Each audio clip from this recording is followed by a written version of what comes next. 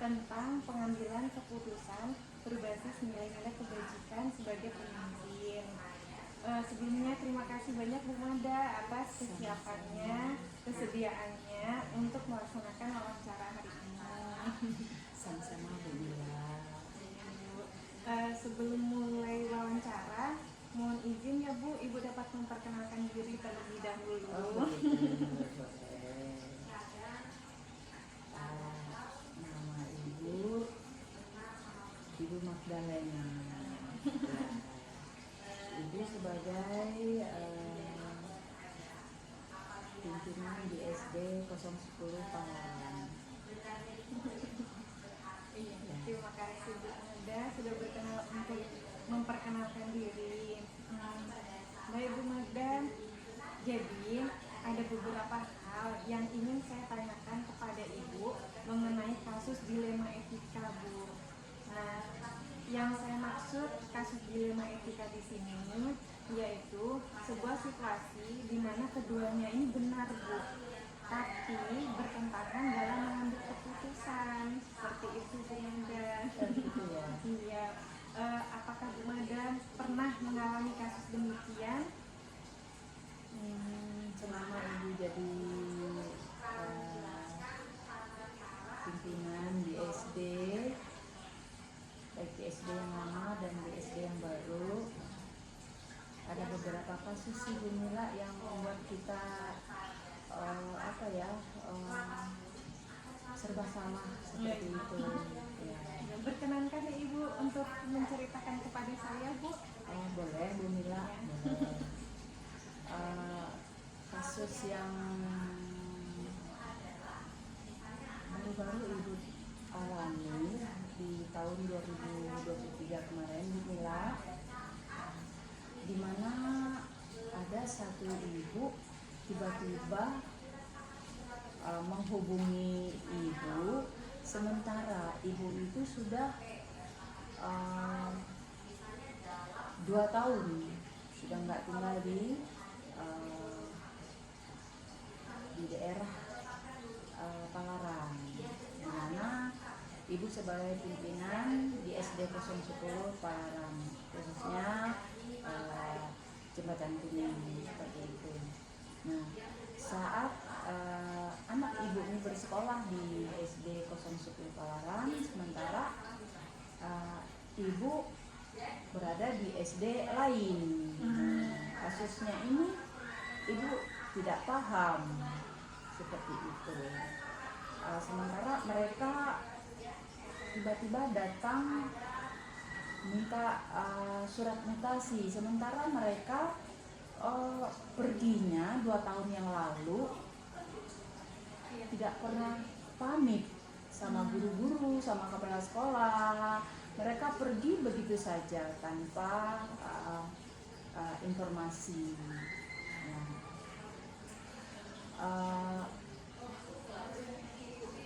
Tiba-tiba datang kembali ibu itu langsung minta mutasi, surat mutasi dari SD 010 Palaran.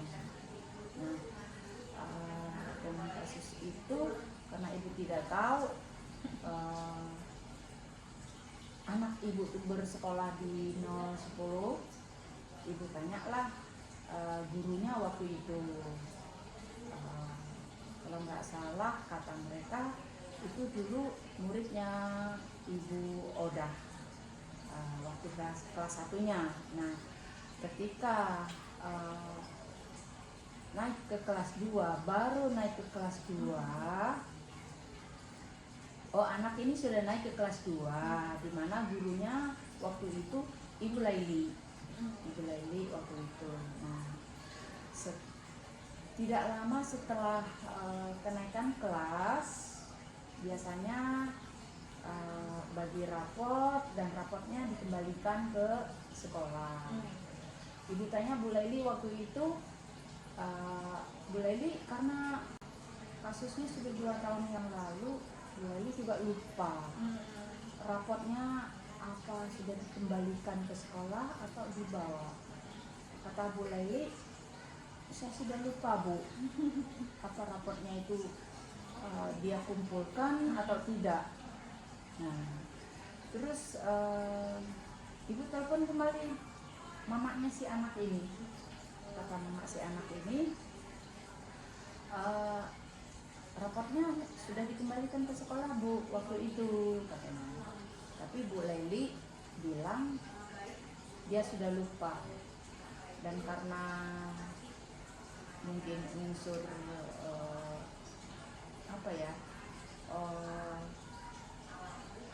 ibu itu pergi tanpa pamit, sehingga ibu guru kelas 2 Bu Laili itu juga males mencari dokumen yang di dokumen raport anak itu tadi gitu. Nah, artinya berarti Bu Laili sudah nggak mau repot gitu kan. Ibu tanya Bu Odah, apakah raportnya dikumpul sama Ibu Odah? Bu Odah jawab, saya sudah lupa Bu. Seperti itu. Terus sementara si mamanya si anak ini, itu lupa namanya ya, siapa, apa Rehan kalau nggak salah ya, katakanlah Rehan ya. Apa namanya itu, ngotot minta surat mutasi karena alasannya anak saya sekarang mau sekolah Bu, mau sekali dia sekolah Bu, dia bilang gitu. Tapi Bu, anak ibu ini kan rapotnya enggak ketemu, terus gimana saya mau buatkan rapot baru, terus mau buatkan mutasi sementara ibu pergi tanpa pamit, ya seperti itu. Tapi ibunya ini ngotot, nggak bisa Kak Ibu tolong anak saya, dia sekarang ini benar-benar mau sekolah Bu, dia bilang gitu. Aduh, gimana ya Bu ya, rapotnya nggak ketemu, bagaimana saya mau buat surat mutasinya. Terus tolonglah Bu, dia bilang gitu. Terus ibu kembali bertanya sama Bu Laili sama Bu Odah, bisakah kalian berdua bantu si Rehan? Mungkin di laptop kalian mungkin masih ada data rapot itu, tolong di print ulang. Tapi mungkin karena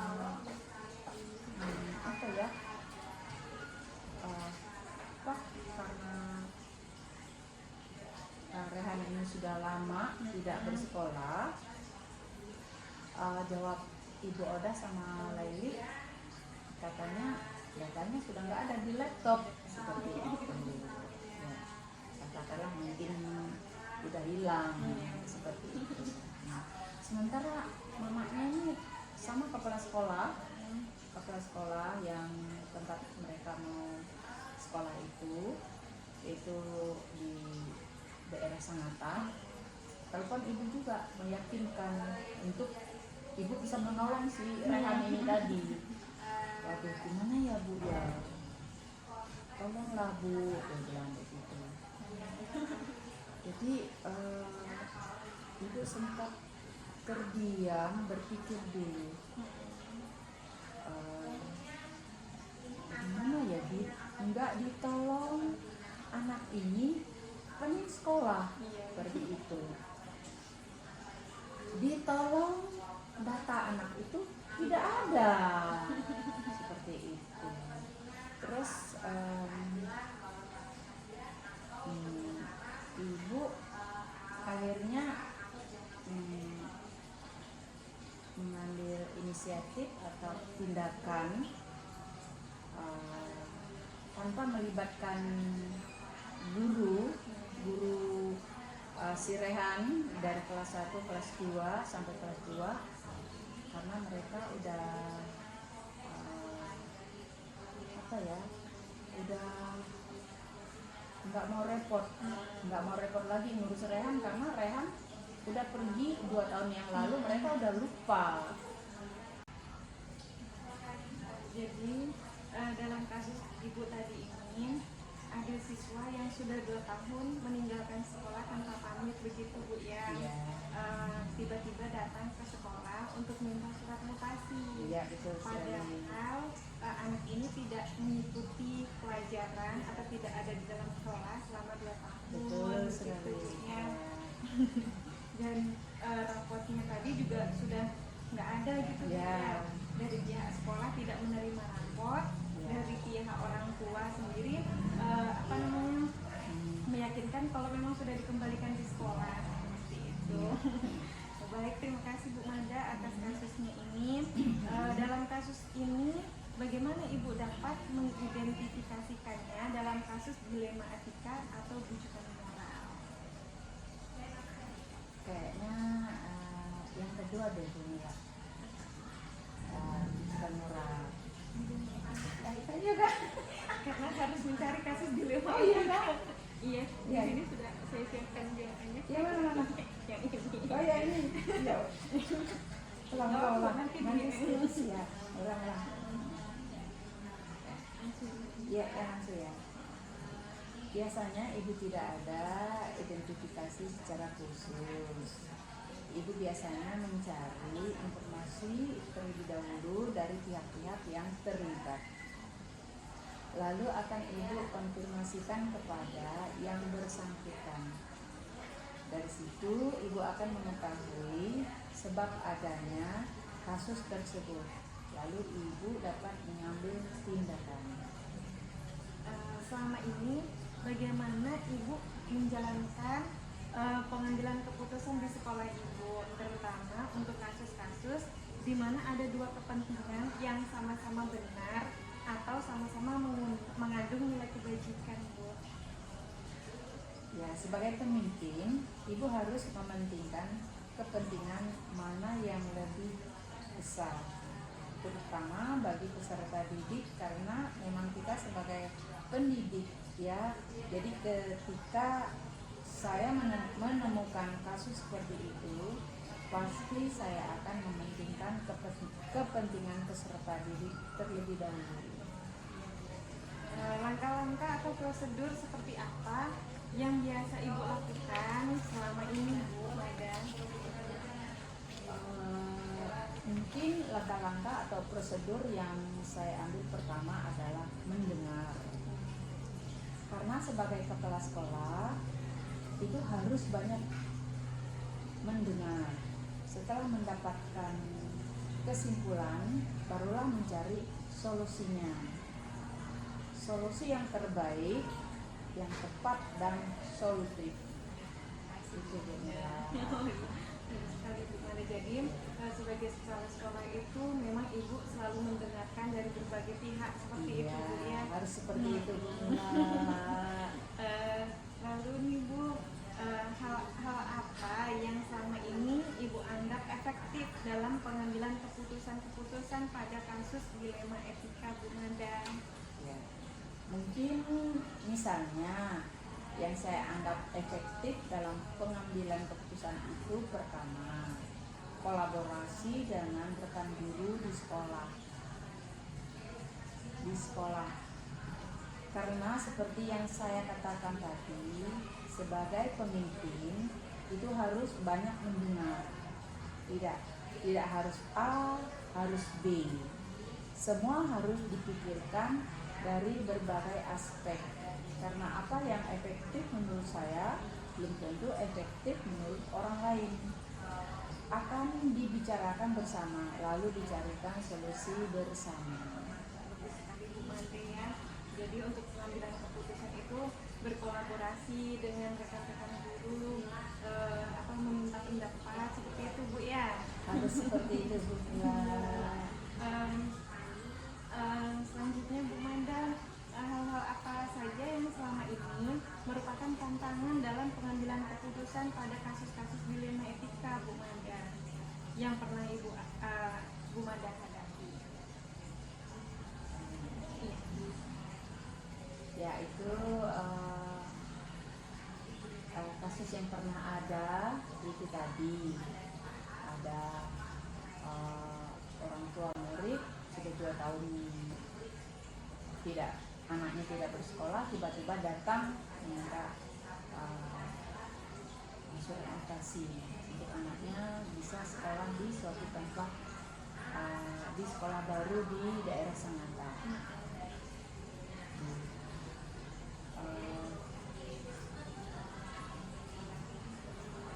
Waktu itu mereka pergi tanpa pamit, sehingga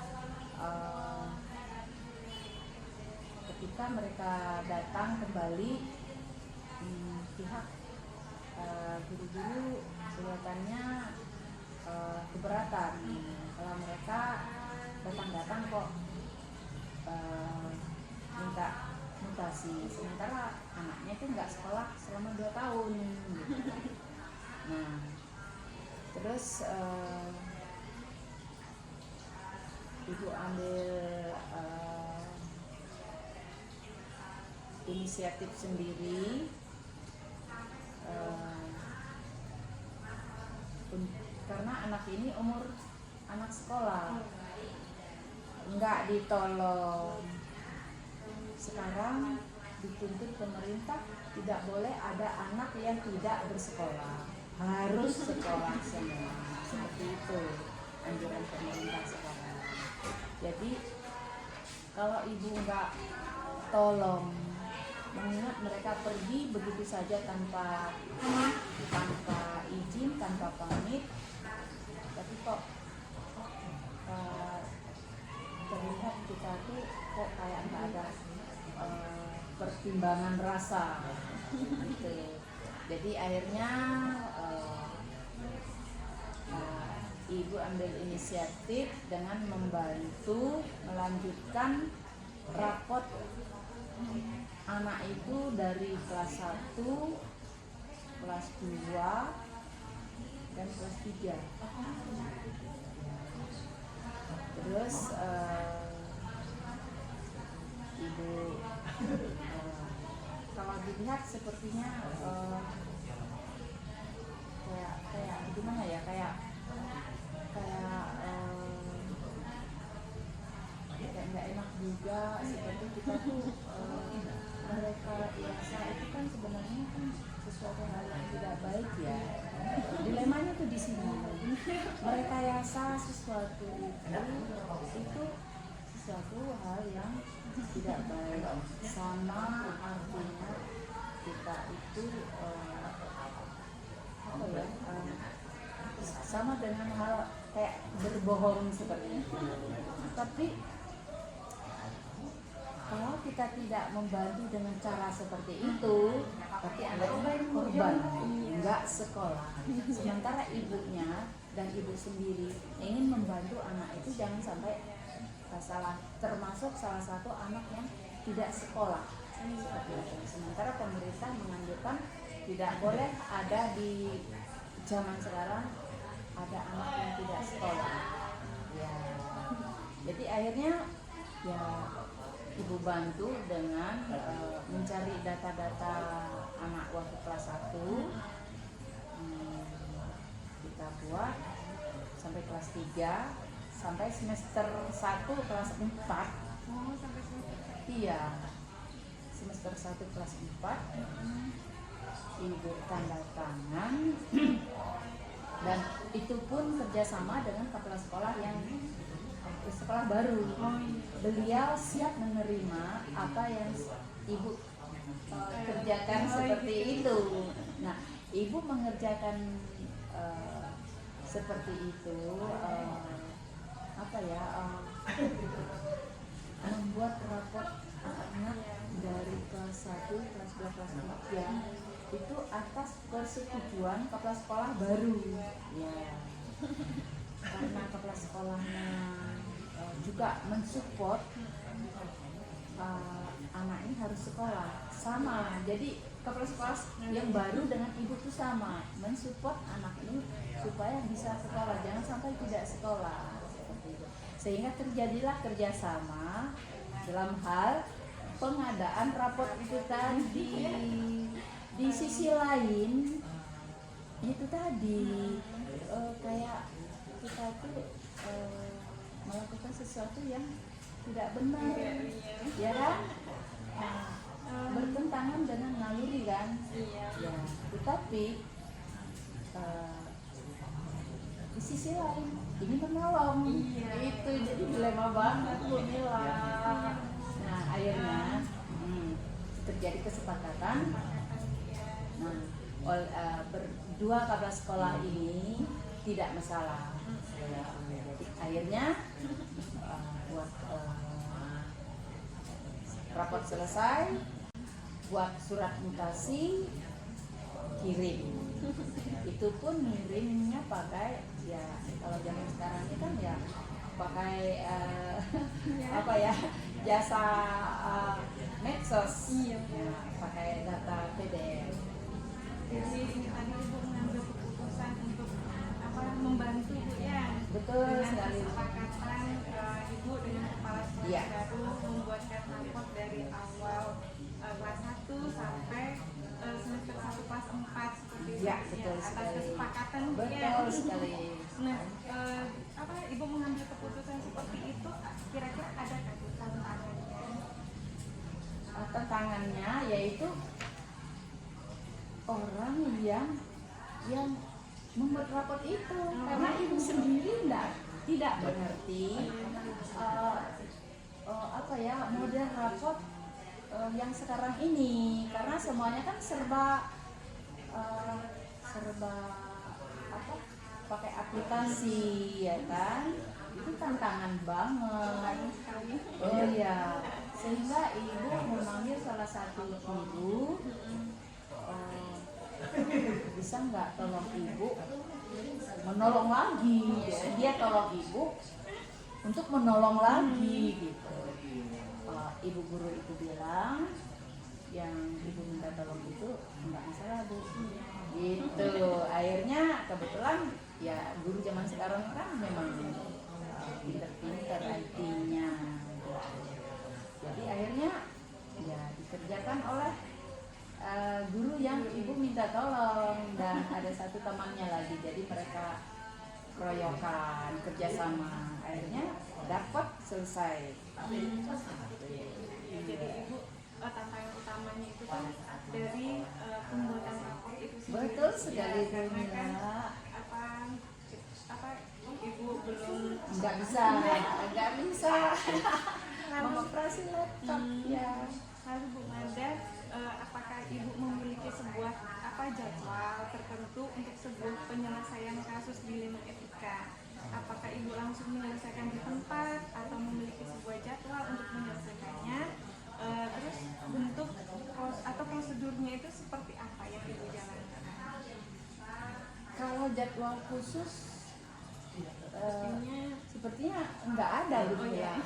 Kita menyelesaikan masalah itu sesuai keadaan. Ya, sesuai keadaan. Keadaan yang bagaimana ya kita lihat dulu.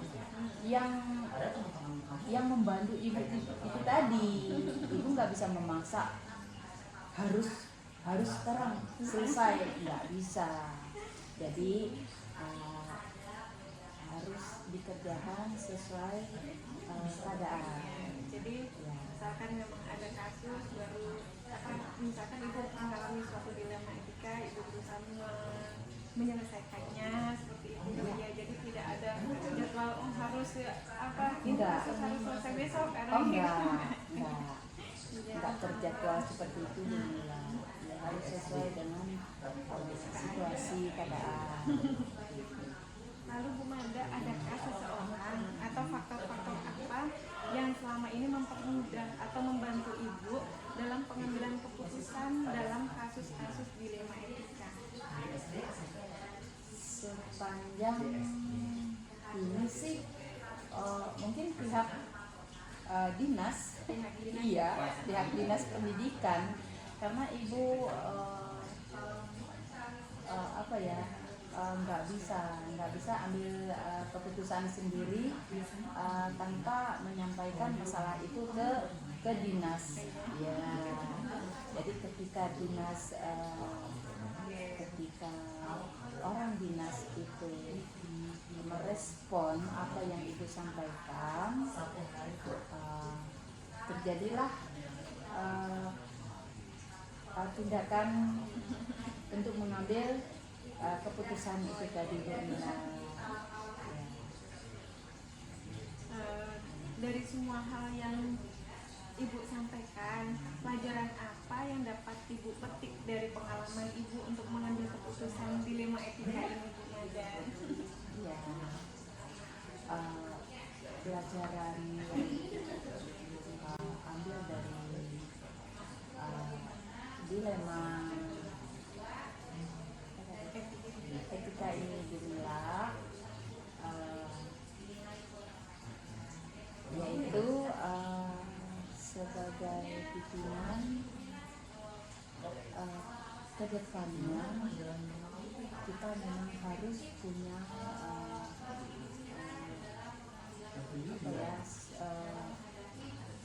ketentuan-ketentuan baik terhadap guru maupun orang tua murid, karena kedua belah pihak ini sangat penting di dalam hal permasalahan anak-anak didik yang ada di sekolah. Kalau kedua belah pihak ini tidak kerjasama, tidak ada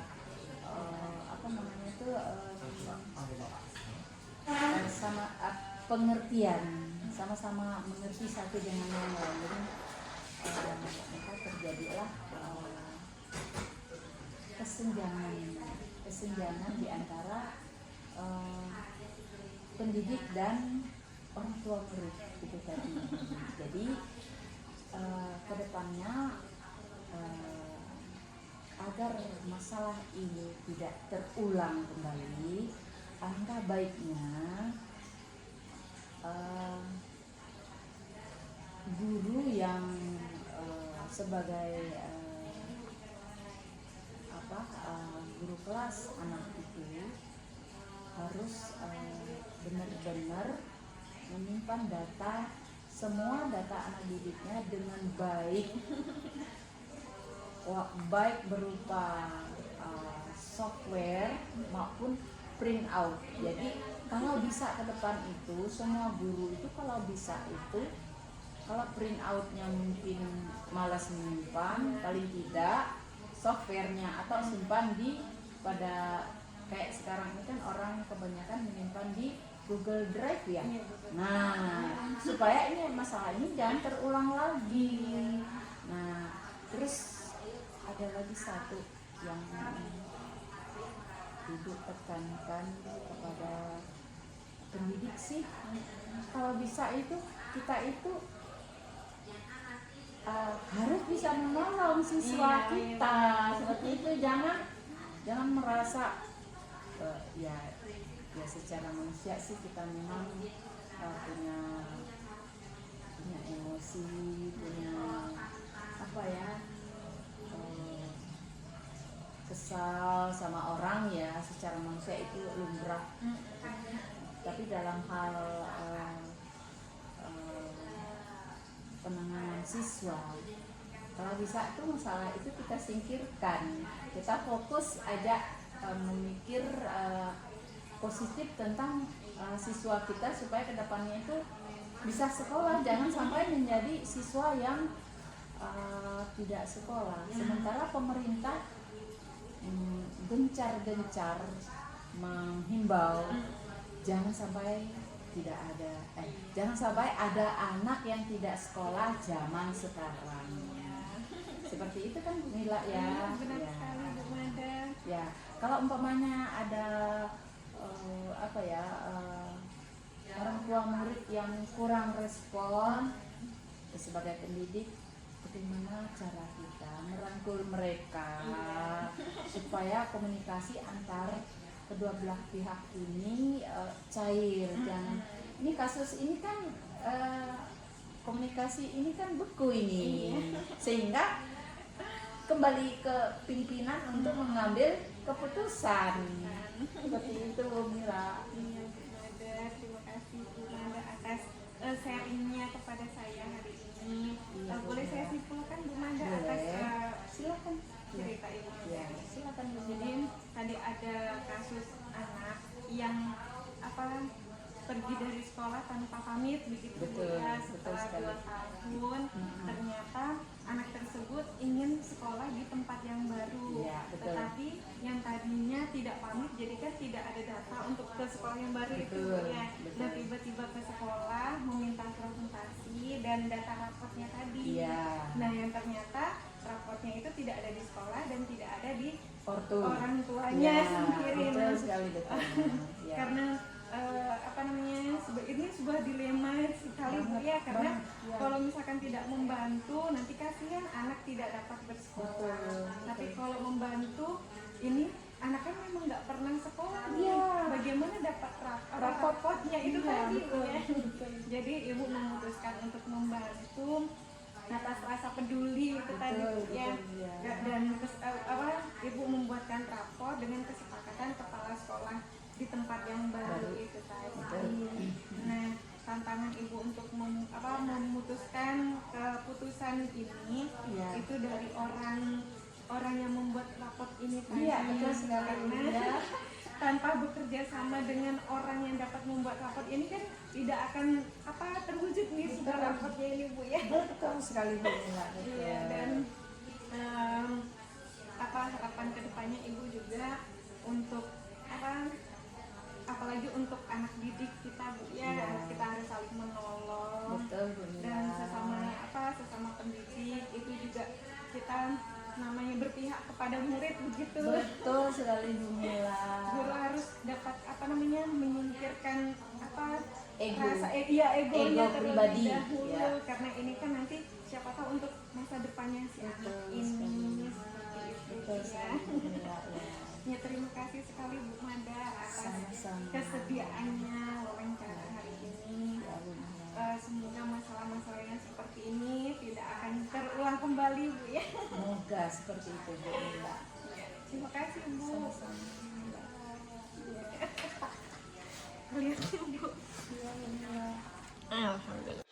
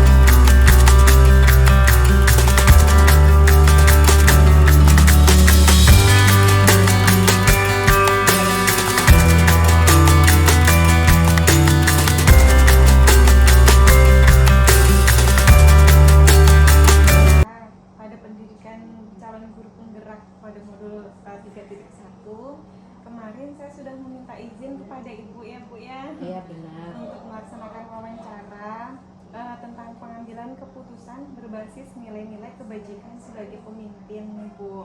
Iya. Sebelumnya saya ucapkan terima kasih banyak kepada Ibu atas kesediaannya untuk melakukan wawancara pada siang hari ini Bu. Ya, baik Bu Mila. Oke, monggo. Sebelum memulai wawancara, mohon izin ya Bu, Ibu dapat memperkenalkan diri terlebih dahulu Bu. Baik, terima kasih Bu Mila. Perkenalkan, nama saya Mira Sartika, di mana saya diamanahkan untuk menjadi PLT Kepala SMK Negeri 9 Samarinda di sekolah saya sendiri, yaitu SMK Negeri 9 Samarinda. Terima kasih Bu Mira sudah berkenan untuk memperkenalkan diri.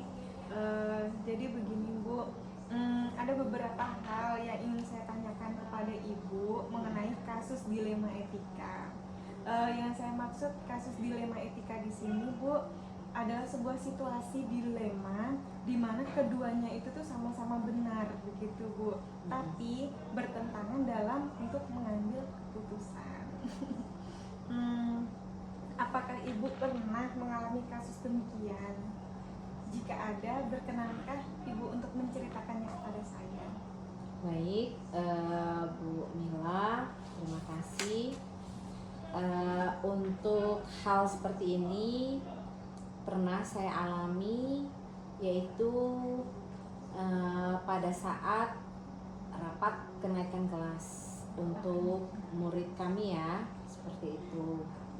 Jadi kadang ada satu sisi hal-hal yang membuat saya dilema. Satu sisi adalah murid saya, satu sisi adalah guru-guru saya, seperti itu. Jadi dari murid juga, satu sisi dari guru. Ya, benar sekali. Baik. Bolehkah Ibu menceritakan seperti apa begitu Bu, lebih rincinya lagi? Oke, baik. Jadi pada saat rapat kenaikan kelas itu, hal yang pertama ini adalah di saat kami memiliki sebuah peraturan, ya, sebuah peraturan yang mana peraturan tersebut kita memang sudah tuangkan dalam namanya KOSP kita, kurikulum Satuan Operasional Pendidikan kita. Itu ada syarat apabila dia ingin melanjutkan ke jenjang selanjutnya. Nah, jadi pada saat kita sudah menentukan prasyarat tersebut, ini pasti terjadi perdebatan yang panjang. Ya, perdebatan yang panjang. Satu sisi adalah dari sisi sikap, yang kedua adalah dari sisi kehadiran, dan yang ketiga itu dari sisi nilai. Nah, ini hal-hal inilah yang kadang menjadi perdebatan atau dilema buat saya dalam mengambil sebuah keputusan. Jadi di sekolah Ibu ini kan memang sudah ada KOSP-nya Ibu ya, untuk kenaikan kelas itu tuh syaratnya apa saja, yang ada tentang kehadiran, sikap, dan nilainya. Baik, terima kasih Bu. Dalam kasus tersebut, bagaimana Ibu dapat mengidentifikasinya, termasuk dalam kasus dilema etika atau bujukan moral? Baik, seperti ini Bu Mila. Jadi misalnya pada saat anak ini dilihat dari nilainya ini tidak tuntas, bahasanya seperti itu. Kemudian pasti sudah kita identifikasi bagaimana kehadiran anak tersebut. kan seperti itu kan pasti korelasi ya. Kalau dia tidak tuntas, otomatis kan pasti kehadirannya pasti mumpunin ya, dia tidak ini. Atau bisa jadi di saat anak ini tidak tuntas, padahal di sisi kehadiran dia hadir. Nah di situ kan kita minta pendapat gurunya, ini ada apa seperti itu. Jadi guru apabila memiliki data lengkap dan bisa dipertanggungjawabkan, ya kita minta keterangannya seperti apa. Adakah kejadian-kejadian khusus yang terjadi atau jurnal harian dari si guru tersebut untuk si anak tersebut. Kenapa hal itu bisa terjadi? Jadi pada saat rapat itulah yang bisa nanti kita tentukan seperti apa, karena saya tidak mau kalau misalnya ini menyangkut murid mengambil resiko tetapi merugikan murid tersebut. Jadi kita coba identifikasi dulu hal ini ada apa seperti itu. Selama ini bagaimana Ibu menjalankan pengambilan keputusan di sekolah Ibu, terutama untuk kasus-kasus di mana ada dua kepentingan yang sama-sama benar atau sama-sama mengandung nilai kebajikan, Bu? Baik, hal yang pernah saya lakukan itu pertama memang tadi sudah saya sampaikan. Saya melakukan identifikasi masalah dulu. Ya, setelah identifikasi masalah, siapa aja yang terlibat dalam hal tersebut, kemudian mengkonfirmasi, ya, mengkonfirmasi. Setelah itu mana yang harus menjadi prioritas untuk diselesaikan. Iya baik Bu. Jadi untuk pengambilan keputusan itu tuh Ibu yang pertama harus mengidentifikasi masalahnya terlebih dahulu ya, terus siapa saja yang terlibat, lalu konfirmasi kepada pihak-pihak yang terlibat juga Bu, iya, ya. Benar. Lalu mana yang menjadi prioritas, mana yang harus kita selesaikan dulu. Iya Bu. Selanjutnya Bu Mira, langkah-langkah atau prosedur seperti apa yang biasa Ibu lakukan selama ini? Oke, yang pertama dulu, langkah-langkah atau prosedur yang saya lakukan selama ini adalah contoh tadi ya, pada kasus anak tadi, berarti kan mencari tahu permasalahannya dulu ya. Berarti kan sama mengidentifikasi dulu permasalahannya. Kenapa sampai anak tersebut seperti itu? Kalau dia tidak hadir, permasalahannya apa? Apakah dari sisi si anak atau dari sisi si guru dia tidak mau hadir gitu? Kan itu menjadi masalah ya. Yang kedua itu adalah tadi siapa saja yang terlibat. Berarti dari sisi guru mata pelajarannya itu kita tanya, wali kelas sampai sejauh mana tahu masalahnya, pelibatan guru BK seperti itu. Kemudian kalau bisa sampai home visit ke rumah ya, supaya mengetahui apa penyebab dari permasalahan tersebut. Kemudian berdiskusi kita. Iya, jadi langkah-langkahnya Ibu mencari tahu permasalahannya kepada kenapa kok siswa tersebut tuh tidak hadir. Apakah dari Ibu mencari tahu dari wali kelasnya, lalu dari guru mata pelajarannya, lalu berkolaborasi dengan guru BK juga Bu ya. Iya, benar. Lalu kalau misalkan memang dari situ belum menemukan solusi, baru Ibu melakukan home visit. Ya, betul. Iya Bu. Hal-hal apa saja nih Bu yang selama ini Ibu anggap efektif dalam pengambilan keputusan pada kasus-kasus dilema etika?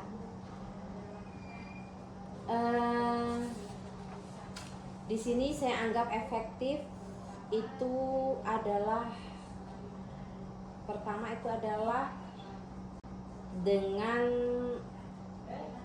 mempertimbangkan situasi dan kepentingan yang terlibat. Contoh tadi pada saat kita sudah tahu masalah si anak, kan kita harus mencarikan solusi permasalahan anak tersebut, harus seperti apa yang kita ambil, apa namanya jalan keluarnya. Nah, kita urun rembuklah dengan memang orang tua, karena memang patokan pertama kalau permasalahan anak, kita harus peran orang tua sangat sekali berperan. Kita mungkin di sekolah ini kan hanya berapa jam ya, tetapi dia saat di rumah itu sudah hitungannya kan lebih dari 8 jam. Kita di sekolah 8 jam, ada 24 jam. Berarti kan di rumah kan lebih kompleks nih ya, dia bersama orang tua, sehingga masalah tersebut akan menjadi lebih tahu kondisi anak sebenarnya adalah orang tua. Kita guru ini sih seberapa sih maksud saya gitu ya. Iya. Jadi untuk hal efektifnya itu kan pasti ibu mempertimbangkan situasi terus kondisinya seperti apa, barulah ibu nanti bisa menentukan solusinya gitu Bu ya. Yang utama pasti harus berkoordinasi juga dengan orang tua, karena memang orang tua memangnya lebih banyak tahu tentang kondisi siswa tersebut. Benar. Seperti itu Bu. Iya. Lalu Bu, hal-hal apa saja yang selama ini merupakan tantangan nih Bu dalam pengambilan keputusan pada kasus-kasus dilema etika? Kalau tantangan itu adalah biasanya kadang orang tua ini ada tidak jujurnya. Ini kan menjadi ribet ya, rasanya seperti itu. Padahal kita mau membantu menyelesaikan masalah seperti itu. Nah, kalau sudah orang tua tidak jujur atau menutupi lah bahasanya permasalahan anak, kita bingung nih hal-hal yang seperti itu. Karena yang kita inginkan adalah komunikasi dua arah. Kalau satu arah nggak akan pernah ketemu, seperti itu. Kemudian keputusan yang diambil terkadang melanggar prinsip keadilan. Nah, kalau sudah begitu ada yang merasa dirugikan, kita bingung jadinya. Oh, berarti keputusan yang kita ambil ini ternyata salah. Apakah kita ini salah nih melibatkan orang-orang yang kita ajak ini atau seperti apa? Jadi memang di balik tantangan itu hal yang paling saya suka adalah musyawarah. Karena musyawarah itu untuk mencapai sebuah kata mufakat, untuk bisa semua sama-sama enak gitu. Seperti itu. Jadi tantangan itu yang pertama pasti dari orang tua yang tidak jujur itu itu tadi kan Bu, karena yang kita ingin tahu kan sebenarnya permasalahannya nih apa.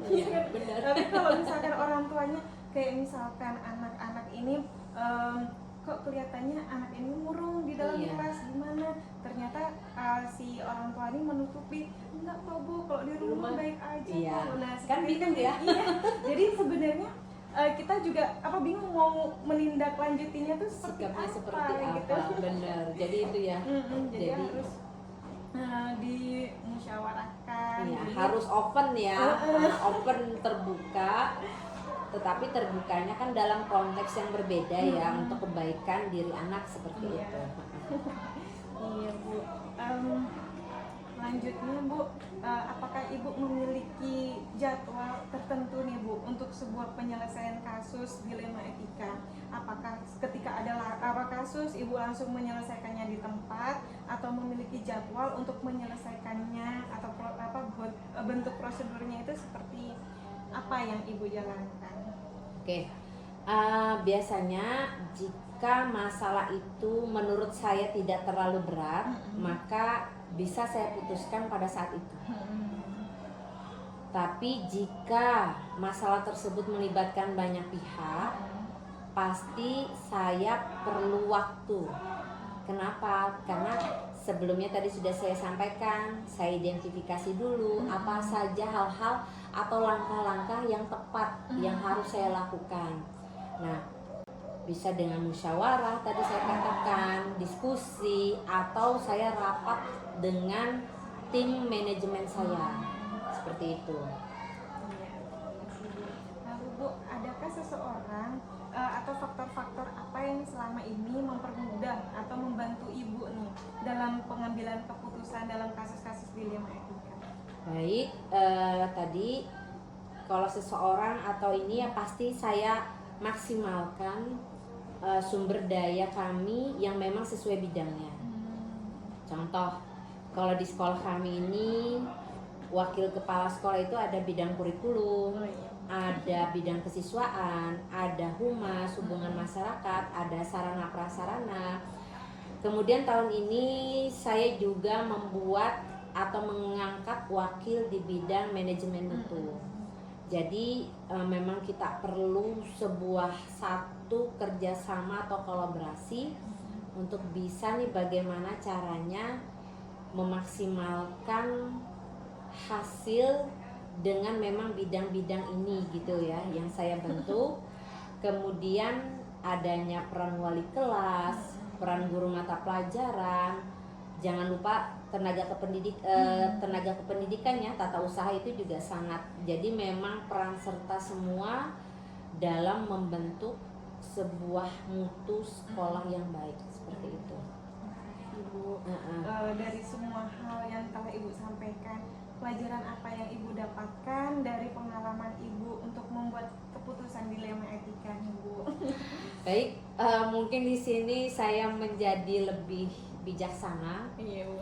Artinya dalam mengambil sebuah keputusan jangan terburu-buru. Pandang dari sisi apakah dari murid, dari guru, kemudian kalau bisa seminimal mungkin yang merugikan orang banyak. Karena pada saat kita sudah mengambil keputusan dan disampaikan ke halayak banyak, itu sudah publikasi yang luar biasa. Kita siap nih segala resiko. Kalau ini terlalu ini kan pasti banyak nih nanti ada apa yang datang ke kita. Jadi sebenarnya selalu berpikir positif dan terbuka, kemudian siap menerima masukan apa saja. Mungkin itu sih yang bisa saya sampaikan. Iya, terima kasih banyak Ibu atas kesediaannya hari ini melakukan wawancara dengan saya. Jadi kalau bisa saya simpulkan Bu ya, ini untuk kasus dilema etika Ibu mengenai murid Ibu yang sebagai pemimpin Ibu harus mengambil keputusan apakah anak yang dinyatakan akademiknya atau nilainya kurang ini tuh dapat naik kelas atau tidak. Sedangkan di sekolah Ibu itu sudah ada KOSP-nya, yaitu tentang nilainya, lalu sikapnya, kehadirannya. Untuk menyelesaikan kasus ini pasti Ibu mempunyai langkah-langkah nih Bu ya. Dengan yang pertama mengidentifikasi masalahnya apa dulu, apa yang terjadi dengan siswa tersebut, kenapa siswa ini tuh tidak hadir atau bagaimana, lalu siapa saja yang terlibat seperti guru mata pelajaran, lalu wali kelasnya, lalu Ibu berkoordinasi juga dengan guru BK dan juga pasti orang tuanya Bu ya.